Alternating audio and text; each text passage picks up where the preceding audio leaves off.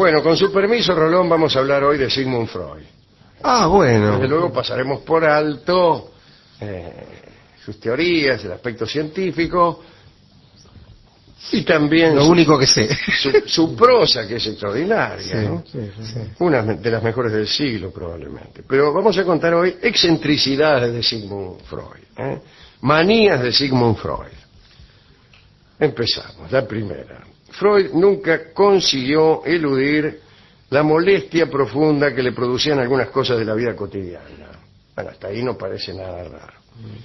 Pero acá dice que desde chico desarrolló una firme antipatía por la coliflor.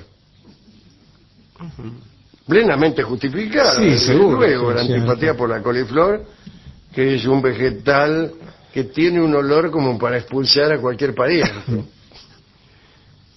Tan fuerte era ese aborrecimiento que hasta llegó a prohibir a su esposa e hijos que pronunciaran esa palabra en su presencia. La palabra coliflor. Tampoco podía soportar ver un pollo asado, Ay. ni comerlo. Bueno, si no lo podía ver, resultaría muy raro que pudiera comérselo, a menos que lo ingiriera a oscuras En un cuarto oscuro. o con los ojos vendados. El caso es que no podía ver un pollo asado. Consideraba, en otro orden de cosas, que el objeto más diabólico jamás inventado por el hombre era el paraguas. Su hijo Martín cuenta que no dudaba en empezar a los bastonazos si alguien lo rozaba con su paraguas en un día lluvioso. También odiaba las bicicletas y decía que debía prohibirse su uso, en especial en los sitios de veraneo, porque aseguraba que la velocidad que desarrollaba ese invento era un peligro para la integridad de los paseantes. Así que imagínese usted un señor en bicicleta con paraguas, con un coliflor en una mano y un pollo en la otra. Claro, la imagen del demonio. Claro. También odiaba el teléfono y muy pocas veces lo usó, a pesar de que su casa en Viena, tal vez porque era médico, fue una de las primeras en tener línea telefónica. Fue la primera, en realidad. ¿Sí? Sí, durante mucho tiempo la única casa que tenía teléfono en Viena era la de Sigmund Freud. Ajá. Un teléfono totalmente inútil hasta que finalmente instalaron otro. Si no, no había quien En lo otra llamara. casa y ya pudo hablar con alguien, porque tener teléfono, ser el único en una ciudad que tiene teléfono, es perfectamente inútil. Y bien sabemos que lo que dio verdadera jerarquía al invento de Alexander Graham Bell fue el segundo teléfono, no el primero. Cuando presentó el primero, No lo entendían. lo miraban como ¿Para un qué sirve? loco. ¿Qué es esto? Lo miraban como un loco y no comprendían hasta que trajo el segundo. Y entonces todos se miraron e hicieron así con la cabeza. Es más, le dijeron, el primero no es un gran invento, pero el segundo... El segundo sí. Sí, sí. Bueno, volvemos a Freud. Nunca atendió el teléfono, sin embargo. Cuando alguien llamaba, ¿no? Se hacía atender por... Y tampoco marcó jamás un número por su cuenta. Marcó es un decir, porque en aquel tiempo se pedía el número que uno quería a la operadora. Bueno, nunca lo hizo. Un detalle que a usted debe entristecerlo, Rolón, y a mí también. A Freud no le gustaba la música. Le resultaba absolutamente indiferente. Prohibió que en su casa hubiera piano y se negaba a entrar en un sitio donde tocara una orquesta. Bueno, eso está bien. Usted, por ejemplo, va a un lugar con una mina y quiere conversar y aparecen unos tipos a tocar, Sí. y usted primero no oye lo que le dice la mina, después tiene que ponerse a aplaudir cada 3 minutos, cada vez que termina una canción, lo cual viene a dificultar mucho la seducción de la correspondiente dama.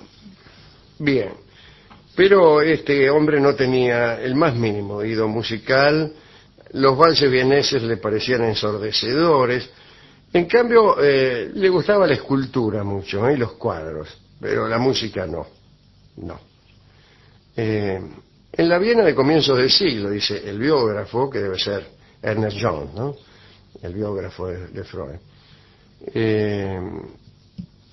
Freud no escuchaba nada, no tenía ganas de oír nada, no escuchaba ninguna clase de música, nunca. En cuanto a los despliegues amorosos de Freud, que usted conocerá, fueron muy mojigatos, muy conservadores, muy pudorosos. Era un hombre muy metódico, él, ¿no? Muy conservador.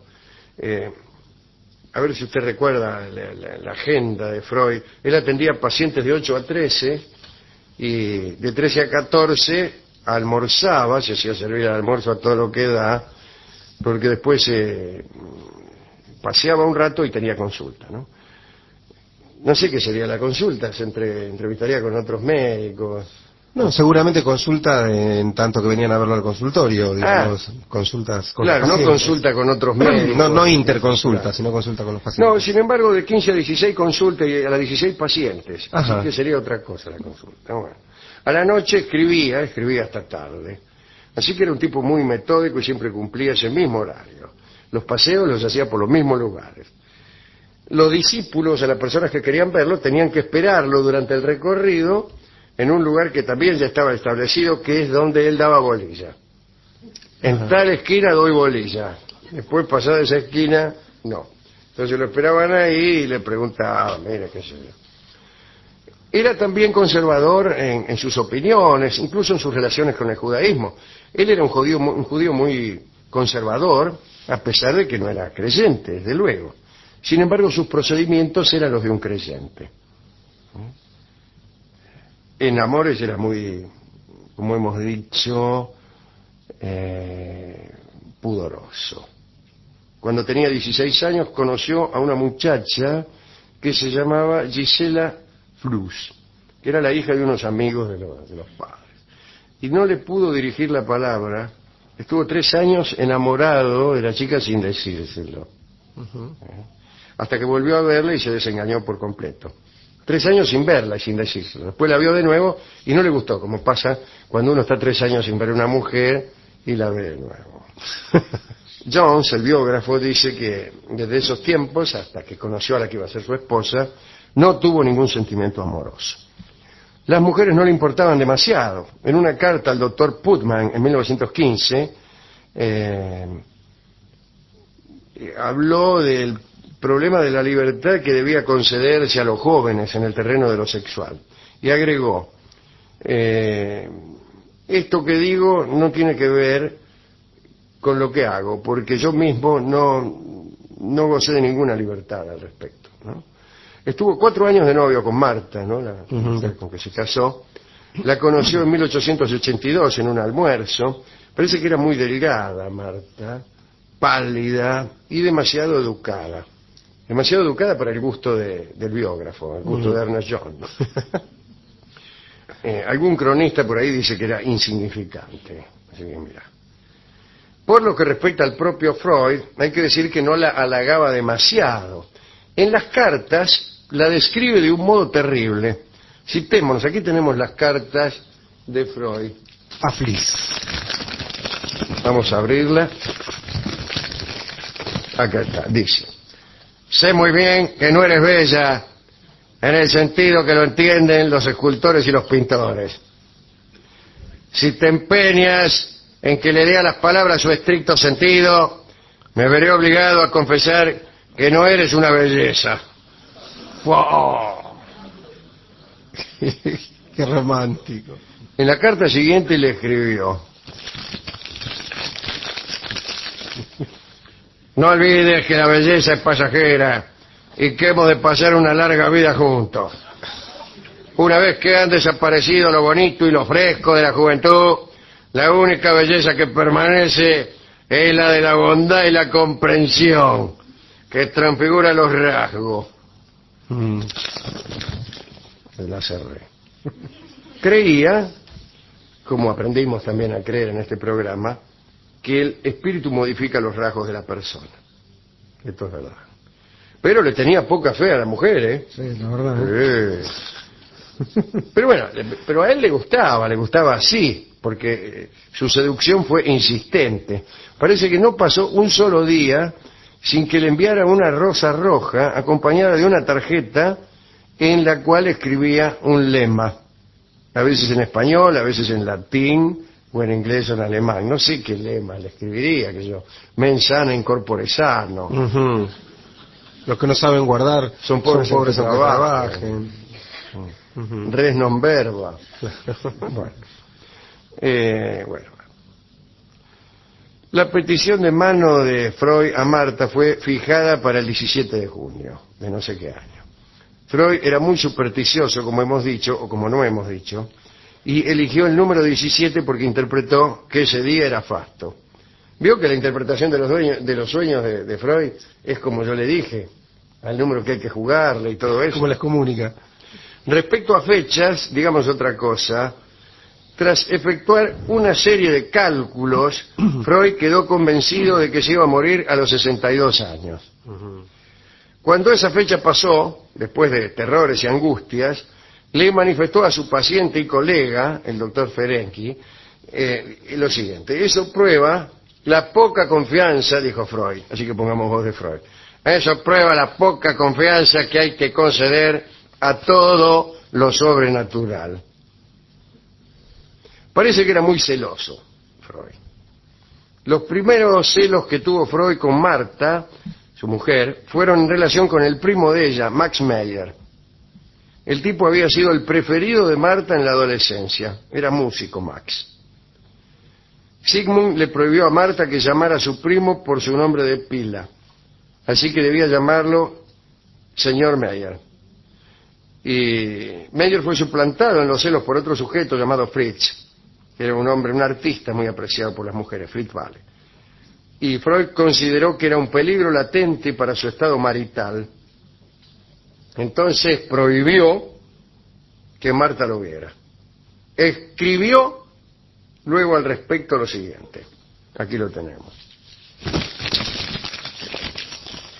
Pienso que reina una hostilidad general entre los artistas y los investigadores sumergidos en los detalles de un trabajo científico.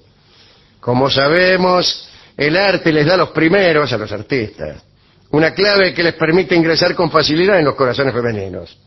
Mientras que nosotros, los científicos, permanecemos detenidos ante esa extraña cerradura y estamos obligados a torturarnos la mente para descubrir la llave que les sea adecuada, decía Freud, en un discurso que sería bueno analizar. El hombre que busca la llave. Sí, señor. Discurso muy justo, Freud, ¿no? Sí. Era muy puritano, ¿eh? En una ocasión le prohibió a Marta que patinase, porque en esa circunstancia debía darle el brazo a otro hombre. Y está bien, ¿qué tiene que andar patinando? Freud llegó a decir que hubiese sacrificado su mano derecha para conseguir sacarse de la cabeza la idea de que Max y Fritz le habían gustado a Marta. Su sufrimiento era tan agudo que quería morir, deseo de muerte. Todo eso lo describió más tarde, ¿no? Como celos excesivos y deseo de muerte. Un último asunto que pocas veces he citado como referente en los inicios de los descubrimientos de Freud. Entre los autores que lo ayudaron al descubrimiento del psicoanálisis hay que citar a Ludwig Born, un hombre que vivió entre 1786 y 1837. A Freud le regalaron las obras completas de Born cuando tenía 14 años. Y cuando, años más tarde, Freud incitaba a sus pacientes a que hablaran con entera libertad, usando asociaciones de ideas, obedecía, según se dijo, a lo siguiente. Freud había quedado impresionado por el texto de Born, titulado «Cómo llegar a ser un escritor original en solo 3 días», escrito 100 años antes, ¿no? Born aseguraba o aconsejaba a los aprendices de escritores que se encerraran durante 3 días para dedicarse a anotar, sin falsedad ni hipocresía, todo aquello que se les pasara por la cabeza. Decía el tipo, escriba todo lo que piense de sí mismo, de sus mujeres, de la guerra turca, de Goethe, del juicio final, de sus superiores, y al cabo de 3 días quedará usted estupefacto viendo cuántos nuevos pensamientos que jamás habían sido expresados han surgido de usted. Varias décadas más tarde, después de haber vuelto a leer eso, cuando Freud visitó en el cementerio de Père Lachaise en París la tumba de Ludwig Born, fue la única ante la cual decidió inclinarse. Es Borne, ciertamente, no Born. Bueno, qué lindo recuerdo, ¿no? Le gustaba mucho la escultura. Cuando estuvo en Florencia, pasó 3 semanas mirando al Moisés de Miguel Ángel y tomando medidas y apuntes y viendo cuáles habían sido los procedimientos del artista y cuáles eran las proporciones que usaba. Usted sabrá que también tenía un trato raro, ¿no?, con la mujer y con los hijos, ¿no? Él parece que no la respetaba mucho, ¿no? Ella lo atendía mucho, lo atendía muy bien, hasta le ponía el dentífrico en el cepillo de dientes y él dejaba que hiciera estas cosas. Pero él escribió algo parecido a esto, escribió que ella nunca había entendido lo que él hacía. Y él jamás la consultaba ni le hablaba de esas cosas, ¿no? Y ella lo cuidaba en cuestiones domésticas. Con los hijos parece que tenía una relación muy jerárquica, ¿no? Bueno.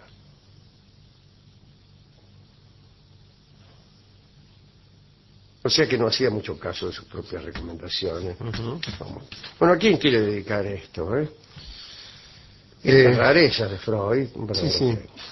Es cierto que no hacía caso de sus recomendaciones, Alejandro. Una vez, no sé si no era el mismo Jones, pero alguien que había recibido muy bien a Melanie Klein, sí, en Estados Unidos, él se enojó mucho con esta persona porque Melanie Klein se peleaba en sus teorías con Ana Freud, con la hija de Freud, con la hija de Freud, que no era muy freudiana que digamos. Ana se lo había entendido bastante mal. Entonces él le increpaba a este hombre: ¿cómo usted te recibe también a esta mujer que se ha peleado con mi hija? Claro. Decía en un tono muy edípico para el inventor del complejo de Edipo, ¿no?